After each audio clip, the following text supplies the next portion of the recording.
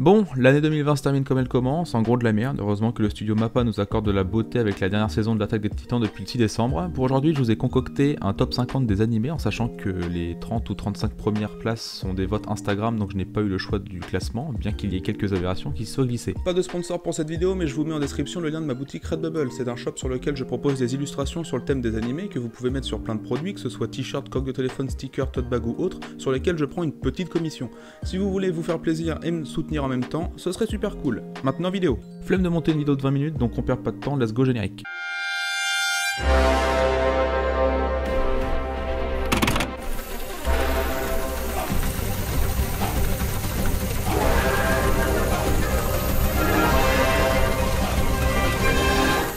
J'avais dit qu'on n'avait pas le temps, hein. À la 50e place, Koe no Katachi. Un gars harcèle une sourde, puis se fait harceler à son tour. Comme il tourne pas la page, des années après, il apprend le langage des signes pour faire le chien-chien envers l'autre go de son collège. Shonen du genre drame, psychologie, roman, slice of life. 49e, c'est Belzebub. Tatsume est un cassos du lycée et se bat H24. À un moment, il sauve un gars dans un fleuve et un bébé clown capillairement verdâtre comme un étudiant littéraire sort du gars, et cet enfant est en réalité le fils du roi des démons, Belzebub, et il doit donc s'en occuper. À la 48e place, on retrouve Evangelion, animé de mecha des années 90. En gros, un astéroïde détruit l'Antarctique et du coup le niveau des océans augmente et ça déclenche une énième guerre mondiale, cherchez la logique. Des années plus tard, des pseudo-anges géants foutent la merde sur Terre. Pour les combattre, les humains inventent des robots comme dans Pacific Rim. 47ème du classement, Masamune Kun no Revenge. Un petit gros de primaire prend un râteau par la pseudo-meuf populaire de l'époque et des années plus tard, il veut se venger en la charmant pour lui mettre un râteau à son tour devant tout le monde. Animé drôle et sympa à suivre. 46ème, on a Elfenlight. Une go farouche s'échappe d'un laboratoire dont elle est l'expérience à cause de ses pouvoirs psychiques et s'évanouit puis tombe d'une falaise suite à une blessure par balle. Kota, un mec qui emménage dans le coin, la retrouve le lendemain sauf qu'elle est devenue amnésique et sa personnalité de fille inaccessible a laissé place à une meuf docile comme ta sœur. Sauf que Kurama le scientifique veut remettre la main sur son rat de laboratoire. 45ème place, c'est Megalobox. Imagine des combats de boxe, rajoute de la mécanique pour faire plus mal, des clandestins, la mafia et tu as ton animé. Junk Dog veut devenir le meilleur mais il n'a pas ses papiers. Pas évident quand le tournoi est organisé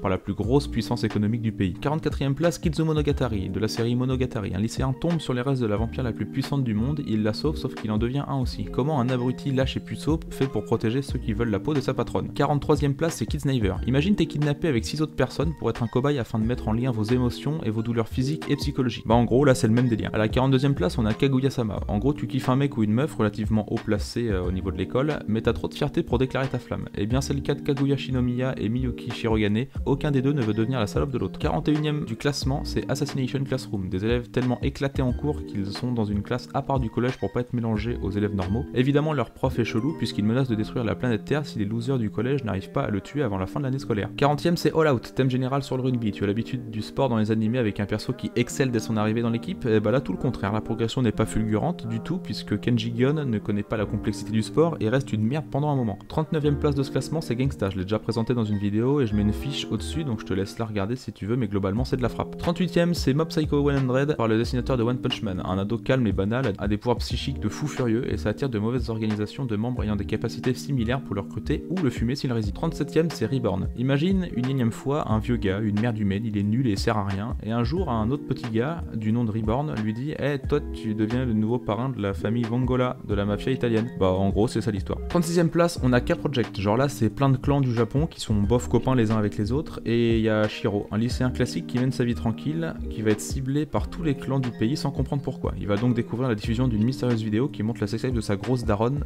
non c'est pas la bonne fiche, de lui qui fume un des membres du clan, alors que d'après lui il n'a rien fait. 35ème c'est Bleach, grand classique pas apprécié à sa juste valeur d'après moi. En gros il y a des âmes perdues et des âmes malfaisantes et faut les purifier avec un sabre, vite fait logique. Sauf que dans les détenteurs de sabre, appelés Shinigami, il y a un fils de pute qui fout la merde. Ichigo, le perso principal, développe ses pouvoirs de Shinigami et veut protéger tous ses proches, c'est son seul but globalement. Le 34ème du classement c'est Bloodsie, une meuf épéiste qui fume des monstres buveurs de sang pour défendre un hôtel de prière parce que son daron a la flemme de le faire à sa place. 33ème du top c'est Yuri on Ice, c'est Yuri Katsuki, un patineur en déclin qui prend le somme sur sa carrière et abandonne plusieurs années avant de reprendre et se faire remarquer. 32ème c'est Great Pretender, produit par Netflix, donc là il y a les pseudos otaku en sueur. Un animé qui parle d'arnaque et de plans élaborés à la perfection pour gratter des thunes à de riches fils de pute. 31ème c'est Seven Deadly Sins, si le power-up injustifié était un personnage ce serait Meliodas. Il pulvérise tous ceux qu'il croise, fils du diable, il protège le royaume avec ses 6 autres potes. 30ème de la liste c'est Keep Your Hands Off Eizouken. Vous savez que dans les animés il y a toujours des clubs de tout et n'importe quoi, bah là 3 meufs fondent un club pour réaliser réaliser leurs rêves, l'une pour créer son animé, l'autre devenir mannequin, et la troisième veut juste mettre la daronne à l'abri. 29e, c'est Akame ga Kill. Tatsumi est un aventurier rincé, engagé dans un palais, il se fait trahir par la gouvernante et rejoint un groupe d'assassins dont Akame est membre,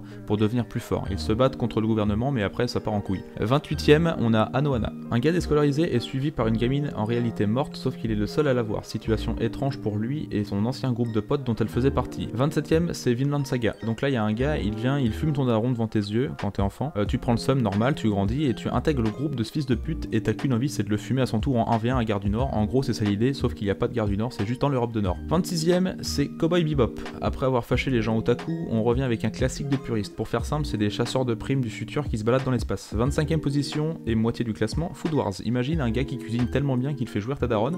Bah là, c'est le cas de Soma Yukihira qui intègre la meilleure école de cuisine pour se hisser au top des élèves. 24e place, c'est Steins Gate. Là, tu fais chauffer ton lait dans le micro-ondes et en fait, c'est un portail à voyager dans le temps. Un groupe de potes transforme leur micro-ondes en dispositif qui envoie des messages dans le passé, sauf que ça ne passe pas inaperçu. Ça a des conséquences irréversibles sur le présent et les scientifiques captent ça, donc c'est la merde pour Intaro. 23e, c'est Be the Beginning, présenté aussi dans une ancienne vidéo qui a flop, donc c'est l'occasion pour moi de refaire grimper les vues. Allez, check en description. 22e animé, c'est Détective Conan. Si tu connais pas, c'est que tu as probablement un système cérébral défaillant. Aussi vieux que ton daron, cet animé est une masterclass en ce qui concerne les enquêtes policières et la psychologie liée à la réflexion. 21e du top, c'est Code Geass, animé qui ne rajeunit pas tes aïeux non plus, puisque c'est à peu près à la même période que Conan. Animé de méca et psychologie de fou furieux aussi, le louche hérite d'un pouvoir de persuasion qui influe sur la capacité de réflexion des gens. Il mène alors la résistance pour combattre le gouvernement. 20e animé du classement, c'est Your Lie in April. Un petit gars pianiste est hanté par sa daronne parce que c'est une pute.